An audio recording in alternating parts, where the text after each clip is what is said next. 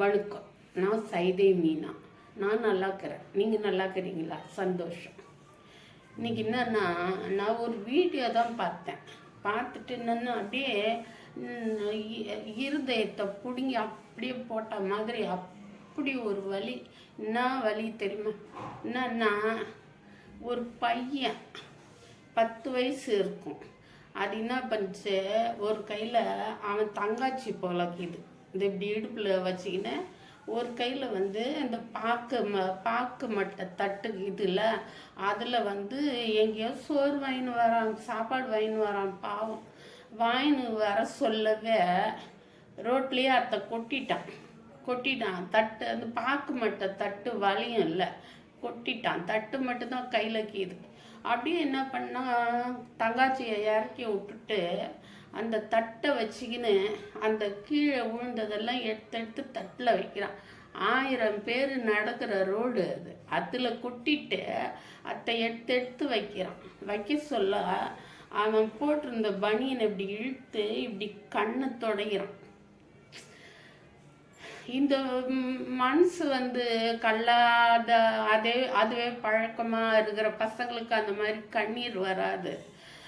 நம்மளை ஆண்டவன் இப்படி விட்டுட்டானேன்னு அப்படின்னு நினைக்கிற பசங்களுக்கு தான் அந்த மாதிரி வரும். அப்படியே இழுத்து அவன் பனியனால கண்ணை தொடக்க சொல்ல எனக்கு உயிரே போச்சு தெரியுமா.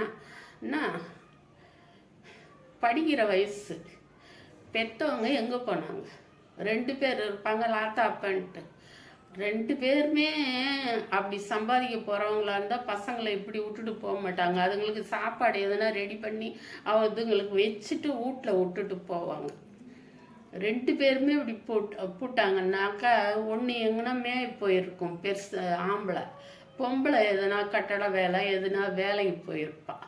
பிள்ளைய அதுகிட்ட கொடுத்துட்டு சின்ன பிள்ளையாண்ட 10 வயசு பையனாண்ட கொடுத்துட்டு அந்த பொண்ணு வேலைக்கு போயிருக்கும். இந்த பையன் அப்படியே அந்த பனியனை இழுத்து அவன் கண்ணை தொடைகிறப்ப எனக்கு உயிரே போயிடுச்சு. இப்படி கூடவா இருக்கும் அப்படின்னு சொல்லிட்டு. அப்போ தான் பார்த்தீங்கன்னா ஏதோ தேவதை மாதிரி ஒரு பொண்ணு ஸ்கூட்டியில் வந்தது. இது சிசிடியே என்னவோ சொல்கிறாங்களே, ரோட்டில் வச்சுருப்பாங்களே, அது இல்லை. யாரோ ஒருத்தர் வீடியோ எடுக்கிறாரு, நல்ல தெளிவாக இருக்குது வீடியோ.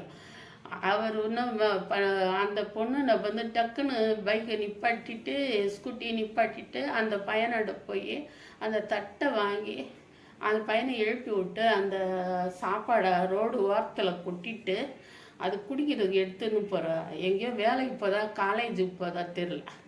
அந்த தண்ணி வச்சு அவன் கையை கழுவி அந்த பிளேட்டை கழுவிட்டு லஞ்சு பேக்கில் இருந்து அது விட்டு லஞ்சு பேக்கில் இருந்து அப்படியே சாப்பாடெல்லாம் எடுத்து அந்த தட்டில் வச்சுட்டு எனக்கு அழுவதான் வருது. அப்படியே வச்சுட்டு அந்த அந்த பையனை உட்கார சொல்லி அதை சாப்பிட சொல்லிட்டு அது பூச்சு.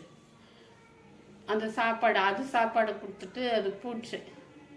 ஏன் இன்னும் அந்த நிலைமை நம்ம இதில் இருக்குது, நாட்டில் இருக்குது சொல்லுங்க. குழந்தைங்கள அந்த பையனுக்கு ஸ்கூல் போனால் சாப்பாடு கிடைக்கும், எல்லாமே புஸ்தகத்துலேருந்து யூனிஃபார்ம்லேருந்து எல்லாமே கிடைக்கும் கவர்மெண்ட் ஸ்கூலில். அதை கூட போக விடாமல் ஒரு சின்ன குழந்தைய பார்த்துக்கிறதுக்கு சொல்லிட்டு அந்த குழந்தைய யார் நம்பியும் விட முடியாது. அது ஒரு பக்கம் இருக்குது இப்போ நிலைமை.